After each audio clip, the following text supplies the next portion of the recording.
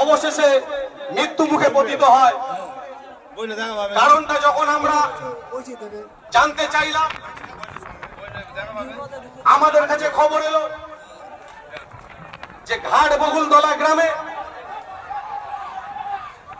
মহাশির হালদারের বাড়িতে চুরি হয়েছে। দুটো বাচ্চা ছেলে চুরি করেছে, চোর দুটো ধরা পড়েছিল। পুলিশ একান্তের চোর দুটোকে সাথে করে নিয়ে তাদেরকে বুঝিয়ে বাজিয়ে আবু সিদ্দিকের নাম বলায়। পরক্ষণে আমরা কি দেখতে পেলাম, এই কালপিক, এই নরপিশাচ রাজদীপ সরকার আবু সিদ্দিককে থানায় তুলে আনে, সাথে সাথে মহসিনকেও থানায় তুলে আনে, মানে আবু সিদ্দিকের চাচাকে আনার পরে মহসিনকে মারধর করে, আবু সিদ্দিককে মারধর করে। আবু সিদ্দিককে এমন ভাবে